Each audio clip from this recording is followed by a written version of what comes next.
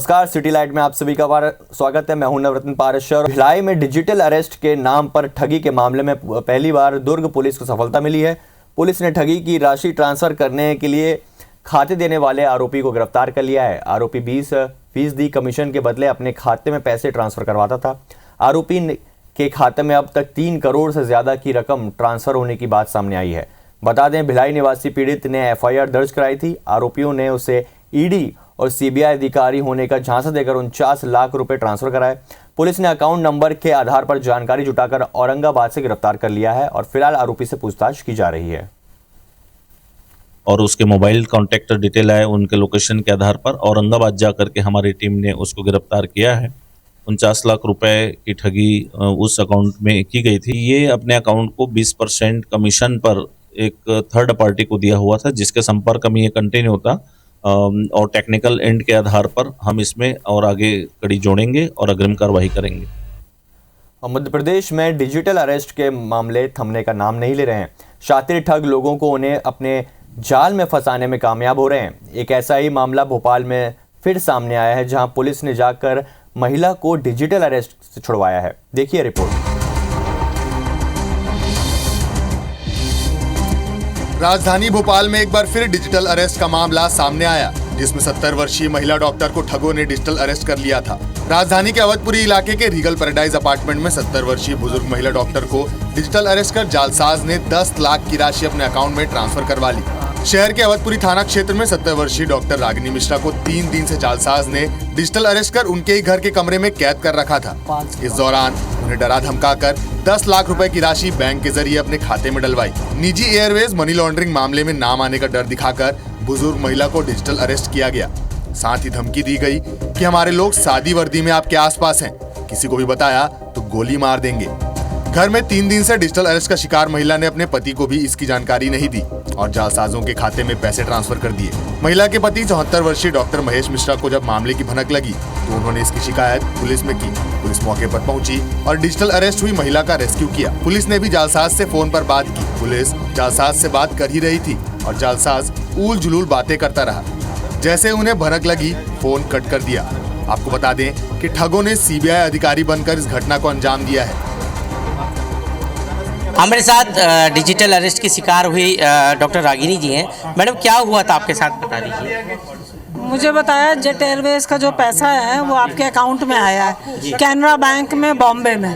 तो मैंने कहा मेरा कैनरा बैंक में बॉम्बे में कोई अकाउंट नहीं है, मेरा सारा कुछ PNB है, मैं गवर्नमेंट जॉब के हूँ, तो जो भी है वो आप मेरे से वो कर लो। बोले ऐसे नहीं होता, आपको अरेस्ट करेंगे, या तो आप तैयार हो जाओ, हम आपसे इंक्वायरी और आपकी जो सच्चाई है वो जानना की कोशिश करेंगे, नहीं तो फ़ौरन आप जेल जाना पड़ेगा। फ़ौरन हम फोर्स भेज रहे हैं। वो लोग अपनी शक्ल नहीं दिखाते थे, फोन ही में बातें बस कर रहे थे और उन्होंने ऐसे लोगो लगा रखा था, महाराष्ट्र पुलिस का लोगो और CBI का लोगो।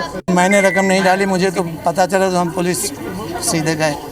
वाइफ को कल धमका करके जो है 10,50,000 बता रहे हैं कि नेफ्ट कर दो। इसने जो है हमारा फ़ोन रिलीज़ कराया, क्योंकि वो उसको अटैच किए हुए था अपने मशीन से और जो है वो कोई फ़ोन नहीं हो पा रहा था हमारे फ़ोन में। तो उसके बाद में मेरे द्वारा इंटरवीन किया गया, उनसे बात की गई। तो शुरुआत में वो अपने आप को तो पुलिस बता रहे थे, लेकिन बाद में उन्हें पता चला कि उनका सामना असली पुलिस से हुआ है, तो उन्होंने फिर फ़ोन डिस्कनेक्ट वगैरह कर दिया। लेकिन उन्होंने जो परिस्थितियाँ बताई उससे पता चला कि संभवतः वो डिजिटल अरेस्ट का शिकार हो रखी है। तत्काल राहत के लिए पुलिस की पूरी टीम उनके साथ भेजी गई। तत्काल उनको उस मनस्थिति से बचाया गया, उन्हें उसमें हटाया गया और मुक्त कराने के बाद जानकारियाँ ली गई। उसमें एक डिजिटल अरेस्ट से संबंधित एक घटना है और पुलिस इसकी तस्दीक करके आरोपियों तक पहुँचेगी। मध्य प्रदेश में डिजिटल अरेस्ट कर ठगी के मामले लगातार बढ़ते ही जा रहे हैं। साइबर सेल और पुलिस लोगों को झांसे से बचने के लिए जागरूक भी कर रही है, लेकिन शातिर ठग उन्हें अपने जाल में फंसाने में कामयाब हो रहे हैं। विवेक पटैया, IBC 24 भोपाल। और इंदौर में पुलिस ने एक गिरोह का भंडाफोड़ किया है, जिसका मास्टरमाइंड अपनी गर्लफ्रेंड और खुद के महंगे शौक को पूरा करने के लिए चोरी किया करता था। बता दें कि एरोड्रम थाना क्षेत्र में पिछले दिनों एक मोबाइल शॉप को निशाना बनाते हुए बदमाशों ने चोरी की वारदात को अंजाम दिया था। वहां से लाखों रुपए कीमत के आईफोन सहित अन्य फोन चुराकर सस्ते दामों में बेच दिए थे। जांच में पुलिस ने मुख्य आरोपी विशाल बोरासी और मोबाइल खरीदने वाले विशाल यादव को गिरफ्तार कर लिया है। आरोपी ने 2 फोन नाबालिगों को भी बेचे थे। पुलिस ने उन नाबालिगों को भी हिरासत में ले लिया है। इसके साथ ही मुख्य आरोपी टैटू का भी शौकीन है। गले पर 302 गुदवा रखा है। घटनाक्रम में ये अकेला था और बाद में जो है इसने अपने अन्य साथियों के मोबाइल बिक्री किया है, तो हमने उन बाकी तीनों साथियों को भी इसमें आरोपी बनाया है। प्रयास करके उसमें हम लोगों ने बरामद किया है और उसका पूरा मसरूका हम लोगों ने 100% बरामद कर लिया है। मोबाइल फ़ोन तो इसको मालूम था कि पकड़े जा सकते हैं, तो इसने वो गर्लफ्रेंड को देने की तो स्थिति में नहीं रहा, परंतु इसने बेचकर उसको उसके लिए गिफ्ट लेना चाह रहा था।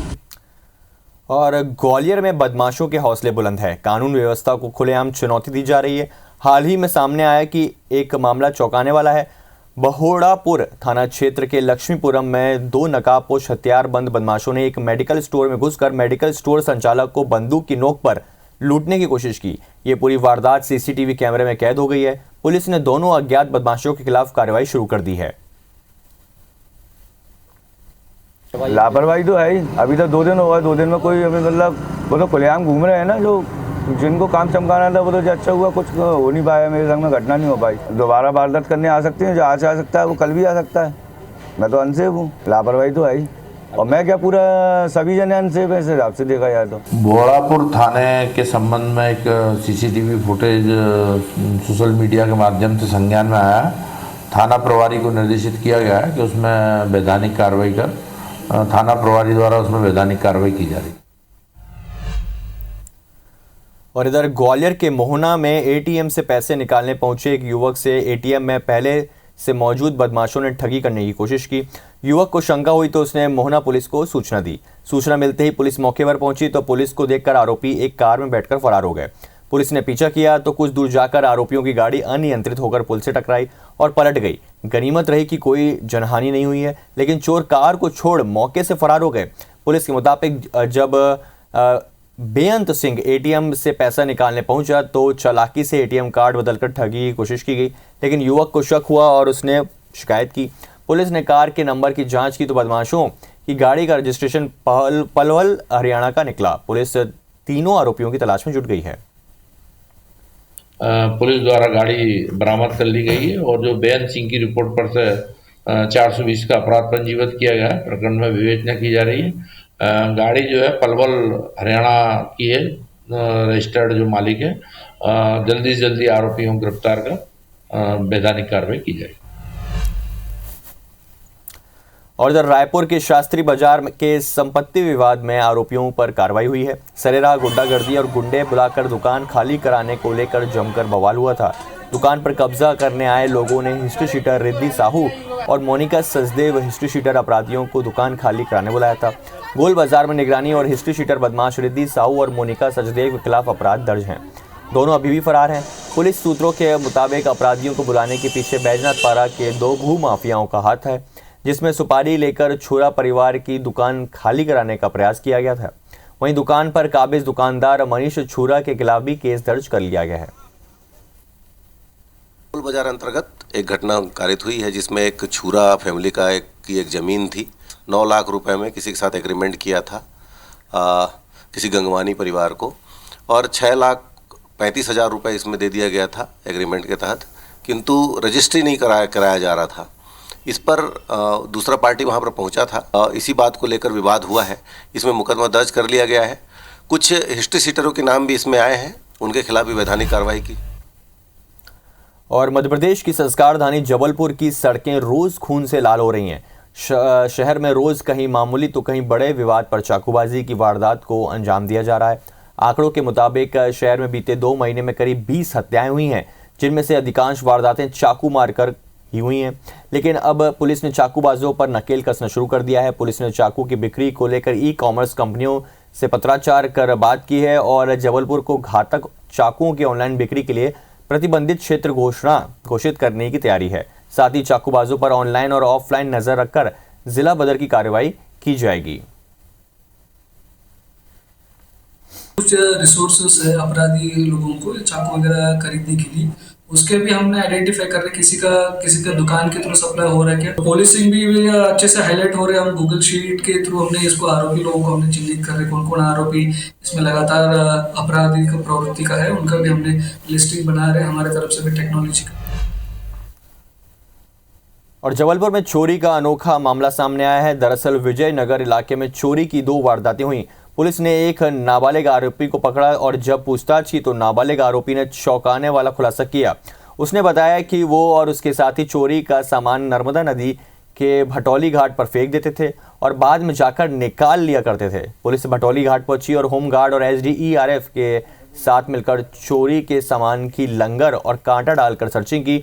मौके से पुलिस को बड़ी संख्या में सोने चांदी के जेवर मिले हैं, जिन्हें पुलिस ने जब्त कर लिया है। पुलिस जांच अधिकारी के मुताबिक आरोपियों को पुलिस रिमांड पर लेकर और जांच पड़ताल की जाएगी ताकि चोरी की और भी अनसुलझी वारदातों को सुलझाया जा सके।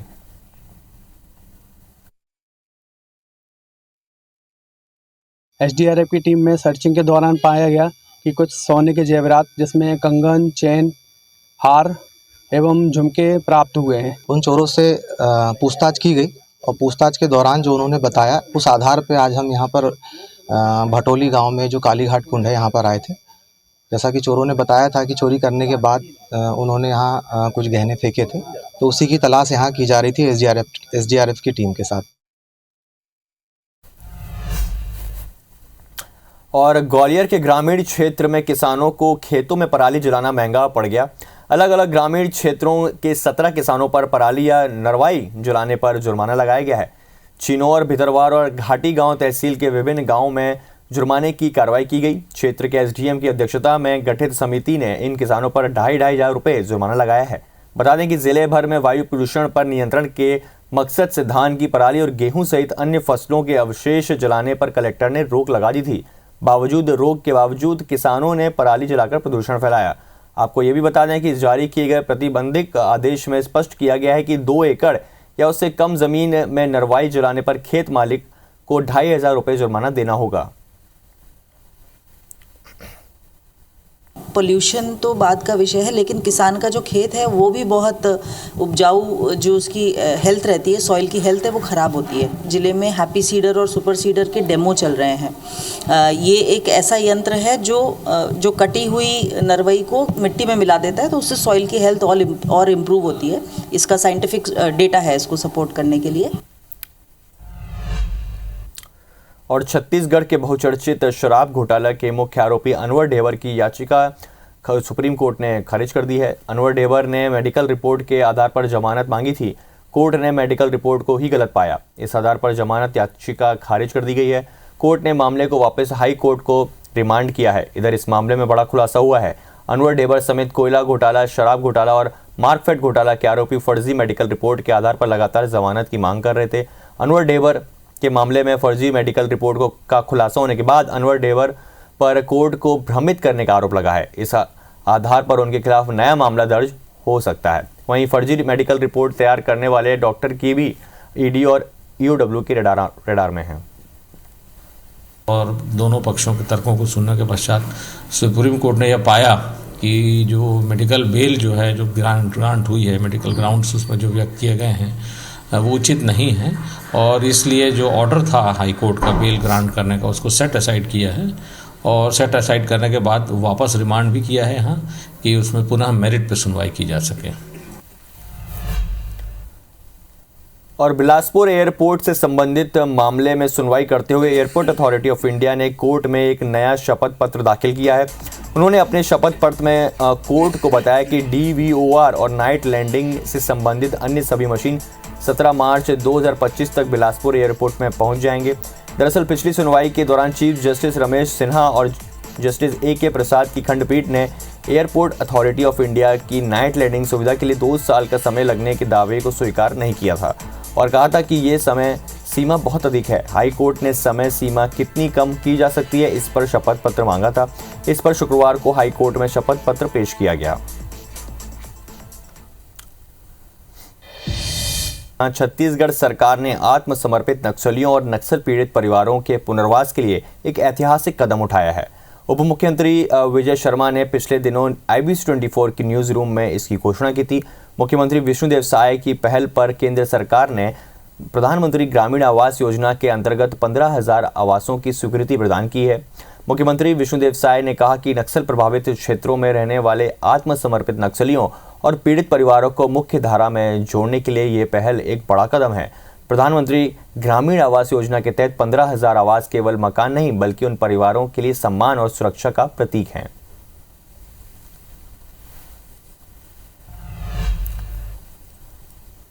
और केंद्र सरकार के निर्देश पर पूरे देश में बिजली के स्मार्ट मीटर लगाए जा रहे हैं। दावा है कि इससे बिजली की खपत और बिलिंग अत्याधुनिक तकनीक से होगी, लेकिन कांग्रेस ने सवाल उठाकर स्मार्ट बिजली मीटरिंग को कटघरे में खड़ा कर दिया है। कांग्रेस ने इलेक्ट्रिसिटी एक्ट का हवाला देकर स्मार्ट बिजली मीटर्स को अनिवार्य करना अवैध बताया है। इसकी टेंडरिंग में भी बड़े भ्रष्टाचार के आरोप लगाए हैं।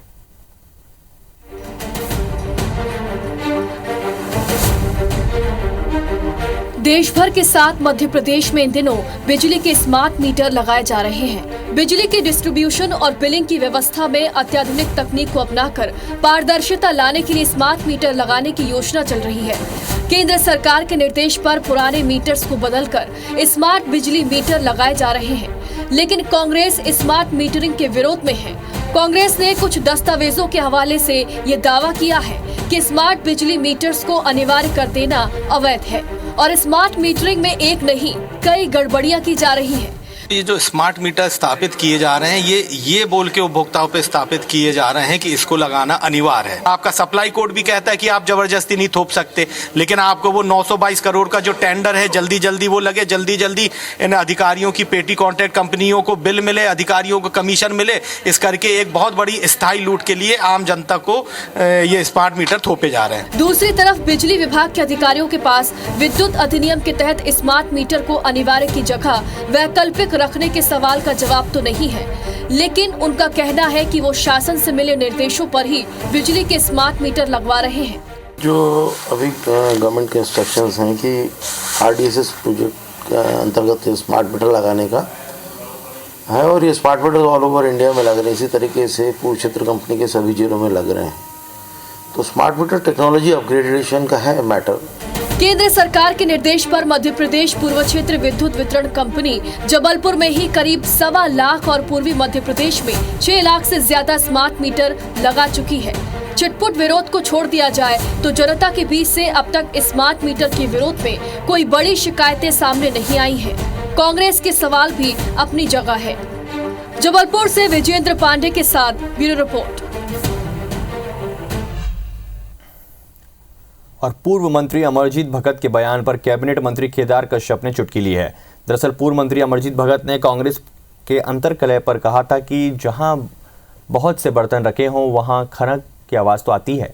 इस पर मंत्री केदार कश्यप ने पलटवार करते हुए कहा कि खनक नहीं, आपस में एक दूसरे की फटकार है। ये केवल शुरुआत है। निकाय चुनाव के नज़दीक आते ही बर्तनों की खनक बढ़ने वाली है। अब वो बर्तन कितने पुराने हो गए हैं और किस तरीके से एक दूसरे की बजा रहे हैं वो बता पाएंगे। और जहाँ तक अभी तो और भी बहुत स्थितियाँ सामने आएंगी। अभी तो शुरुआत है, अभी तो लगातार और चुनाव होने दीजिए, उसके बाद बर्तनों की खनक और बढ़ जाएगी। मध्य प्रदेश के मुख्यमंत्री डॉक्टर मोहन यादव विदेश दौरे पर हैं। जर्मनी की यात्रा के दौरान उन्होंने कहा कि उनकी यात्रा का मूल उद्देश्य मध्य प्रदेश को आगे ले जाना और युवाओं को रोजगार के अवसर प्रदान करना है। ये सभी के लिए अवसर खोजने और राज्य देश की प्रगति के लिए अच्छा अवसर है। मुझे संतोष है कि जर्मनी इस संबंध में हमारा बहुत अच्छा भागीदार बन सकता है। सीएम ने कहा कि निवेशक हमारे यहाँ आने और काम करने में रुचि दिखा रहे हैं। मध्य प्रदेश संसाधनों और संभावनाओं से भरा हुआ है। मुझे इस बात का संतोष है, हमने जो यात्रा सोच के जिस प्रकार से की थी, इस यात्रा का मूल उद्देश्य हमारे अपने मध्य प्रदेश को आगे बढ़ाना, सबके लिए अवसर ढूंढने का एक बड़ा काम है। और मुझे इस बात का संतोष है जर्मनी हमारा इस मामले में बहुत अच्छा पार्टनर करके बन सकता है। इसकी संभावना देख रहे हैं। निवेशक यहाँ आकर के काम करने के लिए इंटरेस्ट भी दिखा रहे हैं। और इसी के साथ बुलेटिन में आज के लिए इतना ही। नमस्कार।